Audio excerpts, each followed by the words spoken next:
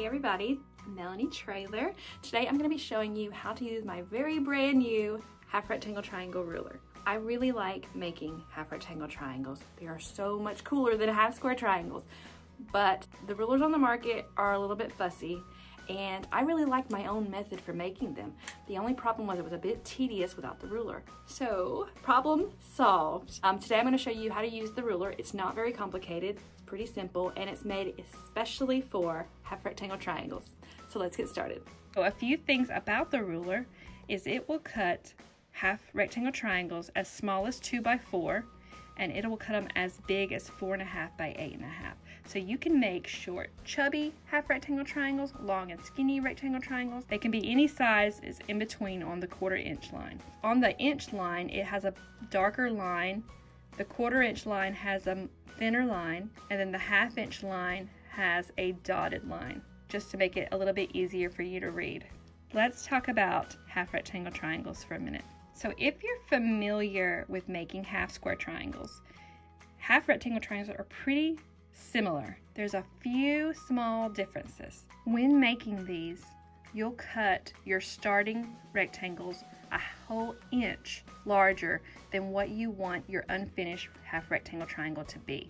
So in my case, I wanted them to be 2.5 by 4.5, so I cut them at 3.5 by 5.5. One of the main differences between the rectangles and the squares is that the squares, it doesn't matter which way you draw your line on your starting shapes, you can just keep turning that half square and it'll come up with both mirror images of itself.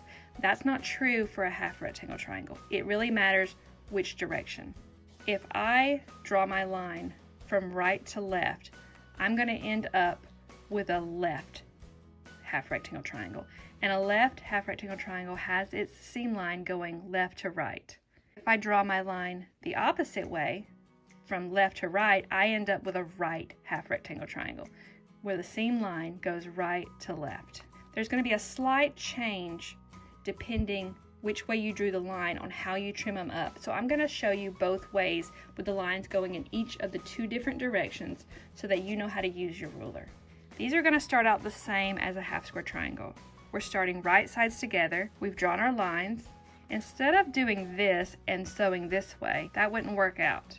So we're going to take the rectangle and we're just going to turn it just this way so that these 2 corners meet up and these 2 corners meet up. I'm going to do the same for this one, but it's the mirror image, so it's going to look like this.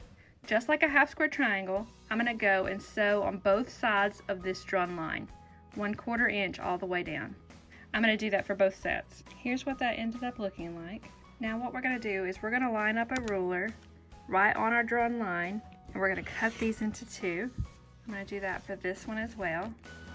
I'm going to give these a little press to set their seams. This will just make them behave a little bit better. Then I'm going to slip my finger into the seam and we're going to press this open. I'm going to repeat that for the rest of these. I'm going to throw some starch on them and press again.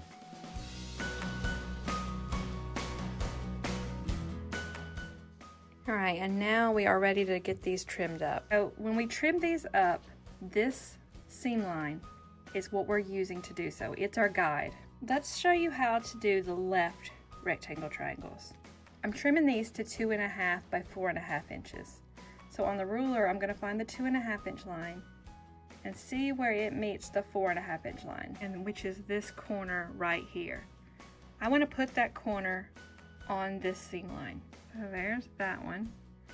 You also want this corner of the ruler to fall on this part of the seam line. So we're going to move it and adjust until we have everything right where it needs to be. So you see it meets right up here at my seam line, and then this edge of the ruler here meets the top of the seam line. And I've got plenty of room up here, plenty of room down here. And you'll notice that it's kind of coming in at a little bit of a wonky shape, and that's okay, that's what it's supposed to do. I'm just going to put a little bit of weight down on the ruler and trim it.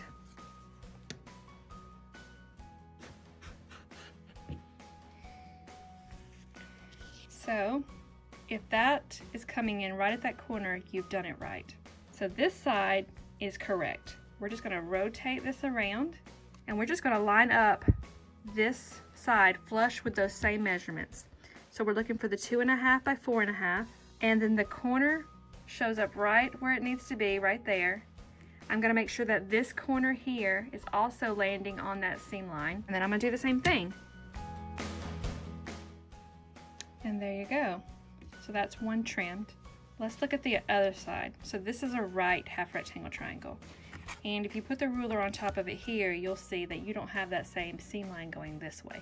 The seam line's going this way. So we're gonna have to just change up a few things. But we're gonna look at the edges of the ruler. So here's the 4.5 inch line, and then here's the 2.5 inch line. And we're gonna put those lines on that diagonal seam line once more. If that looks correct. I'm gonna do the same thing, which is just a trim around the ruler. And now this edge is correct. We'll rotate it around. And now we're gonna line up this side flush with the ruler. 2.5 inch by 4.5 inch. I'm making sure that the corner of my patchwork piece is right there in this corner. And I can check myself by making sure the 2.5 inch line is sitting right there on that diagonal seam line, and then down here as well. And there you go. That's how you work the ruler.